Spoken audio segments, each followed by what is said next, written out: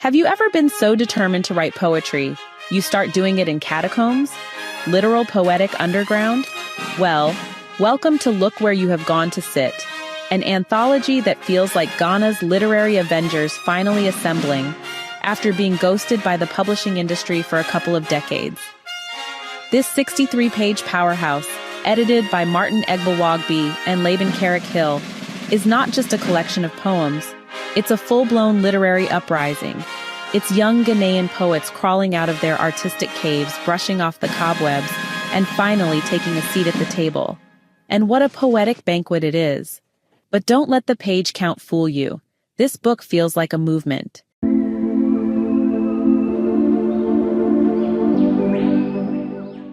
Let's start with the name. Look Where You Have Gone to Sit. If you're Ghanaian, you know this line is loaded. It's that auntie-style judgment with a splash of sarcasm. It's possibly borrowed from Atukwe Okai's poem 999 Smiles, where someone crosses over to the other side and throws stones back at the living. So, is the older generation throwing stones at this new wave of poets? Or are they finally ready to hold their hands? Let's dive in. This anthology is the result of years of poetic fermenting in crevices, catacombs, and subterranean cloisters. Yes, those were the actual words. Why? Because Ghana's mainstream media doesn't have time for poetry. You'll find political scandal, celebrity gossip, maybe a wedding or two, but actual poetry? Not even in the Daily Graphic. If you're lucky, you might stumble upon some verse in its sleepy weekend sibling, The Mirror. But even there, poetry has been reduced to nothingness. So these poets, 20 of them, decided to stop waiting for permission. Instead, they put together 36 poems, many experimental, many revolutionary, all unapologetically Ghanaian. We open with Darko Antwi's We Blacks. He doesn't try to unite Africa by pretending we're all the same. No.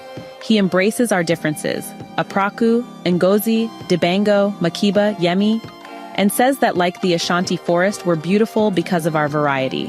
It's one part poetic roll call, one part Afro celebration. Then we slide into No Canto by Nana Nyarko.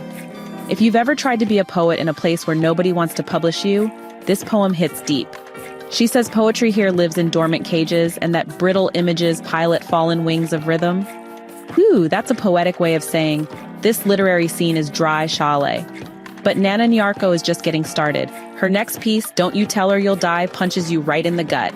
It challenges that age-old Ghanaian and global respect culture where kids must respect adults, even when those adults do unforgivable things, like rape.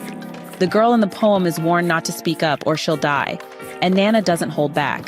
Listen to these lines.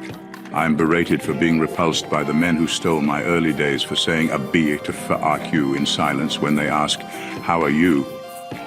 Another gut-wrenching stanza.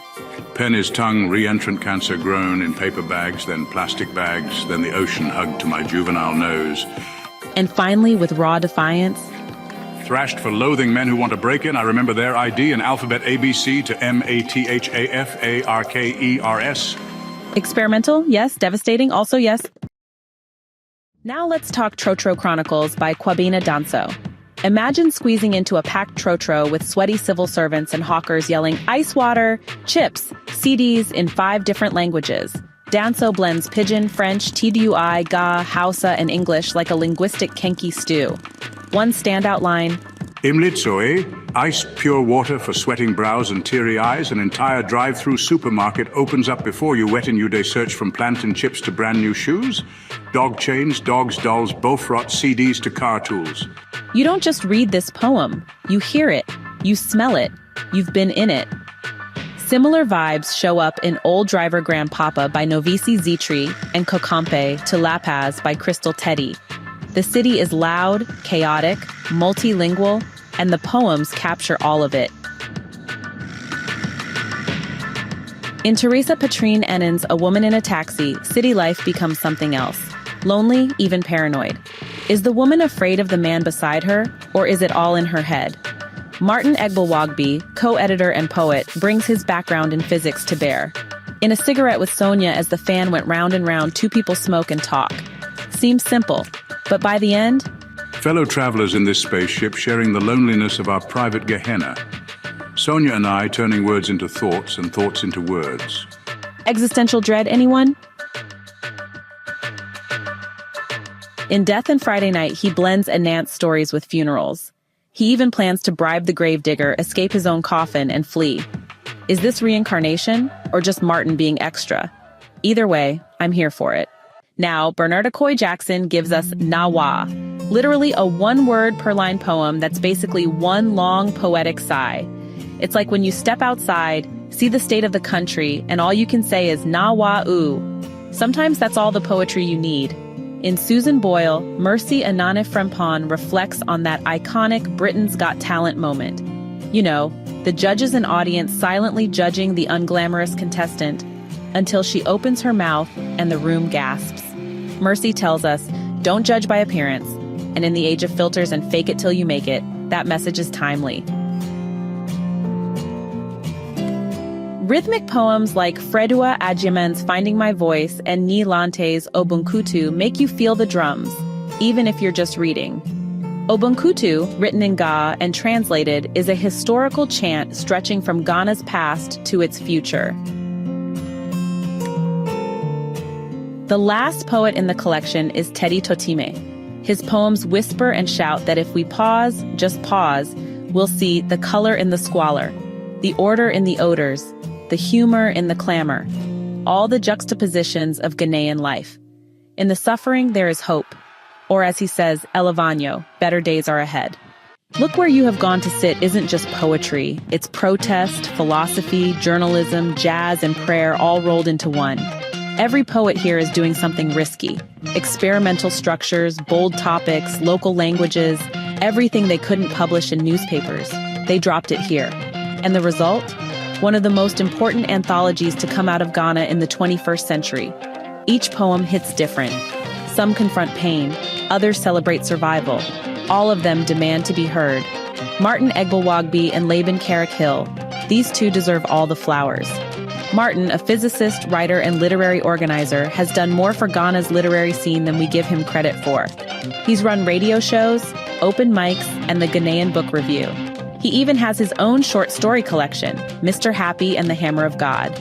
The man writes, edits, teaches, and codes. He probably levitates too. Laban Carrick Hill, on the other hand, bridges Ghana and the US with his nonprofit, the Writers Project of Ghana. He's published books like Dave the Potter and America Dreaming. His work blends art, history, and youth education in powerful ways. Together, they built a platform that says to young Ghanaian writers, you matter, your voice matters. Here, take a seat. So, look where they have gone to sit, right at the table of African literature. And I hope they never get up. Grab a copy of the anthology if you can. Read it, sit with it, share it. Let these voices reach the surface where they belong. Thanks for watching. Leave a comment below about your favorite Ghanaian poet, or a poem that's ever stopped you in your tracks. Until next time, keep reading, and maybe write your own poem today. And if you're in the mood for more great reads, don't go just yet. Click on one of the videos popping up right now that I think you'll love. And don't forget to give this review a like, leave a comment, or even subscribe if you'd like to see more. Every bit of support helps us grow this little community of book lovers. See you in the next one.